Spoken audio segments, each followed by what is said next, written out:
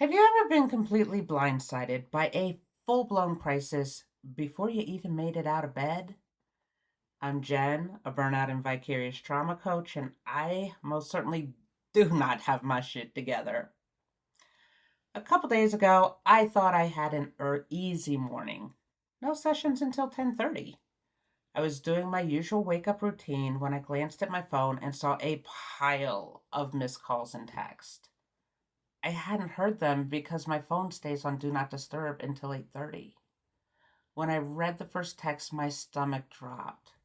7 a.m. Just drove by. You have a water leak.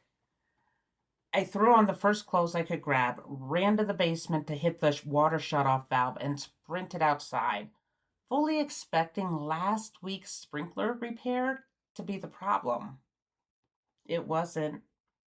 It was the main water line, and it was gushing, pouring from the seam where the sidewalk meets the curb.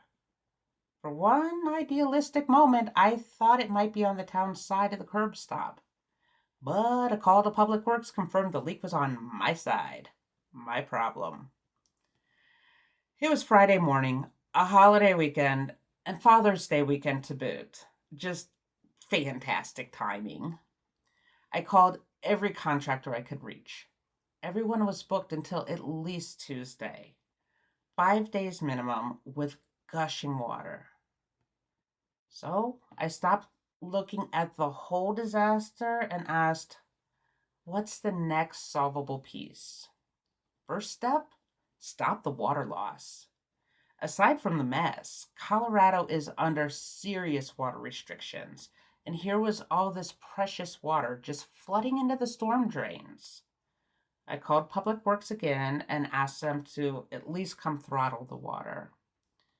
And while I waited, I started building my case for why they should leave me the shutoff tool so I could turn the water on and off as I needed it. When he arrived, I started laying out my case. One sentence in, the Public Works guy says, the director and I were just talking about that. What do you think about us leaving the tool here so you can turn the water on when you need it and shut it off the rest of the time? I just smiled and said, I was preparing to argue hard for exactly that. So, yes, and thank you. He left the tool and returned with a barricade and cones. Benefits of living in a tiny town. And I still had 10 minutes before my first session. After the session, I asked myself again, what's the next solvable piece? So I mapped out what I actually needed water for. Vegetable garden, non negotiable and needs running water. Toilet, manageable. Animals, drinking water, basic washing up, doable. So I pulled out every bucket and water bottle I owned and devised a system for minimal water waste.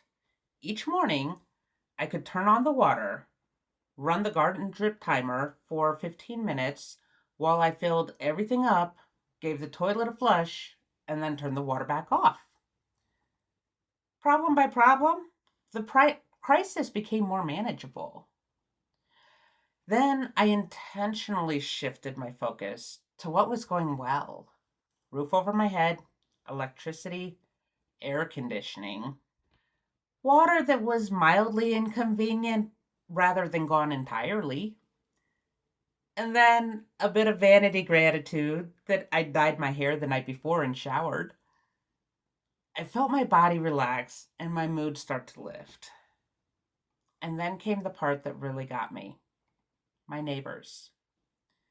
Texts, phone calls, offers to let me shower in their house, offers to run hoses over if I wanted to water my grass, offers to help however they could. Yeah, it was stressful, but I was so wildly supported. Later that afternoon, once the adrenaline crash started to kick in, I looked at my Fitbit data out of curiosity, and I could see the exact moment I opened the first text. My heart rate was at 58 beats per minute. then straight to 113 when I read that text. Apparently, I stayed in panic mode for about 35 minutes, basically until I got off the phone with the last contractor and accepted there was nothing I could do to fix the leak for days. And that was fascinating because the moment I accepted reality, my body started settling down and the problem solver in me came online, which later allowed me to see the good around me in the midst of a disaster. And hey, 35 minutes from crisis mode to problem solving? I'm calling that a win. So here's my question. Where in your life do you need to stop staring at the whole impossible mess and just solve the next small piece? Drop it in the comments. I'd love to know.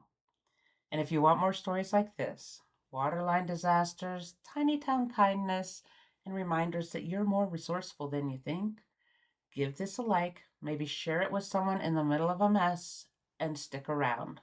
There's plenty more coming.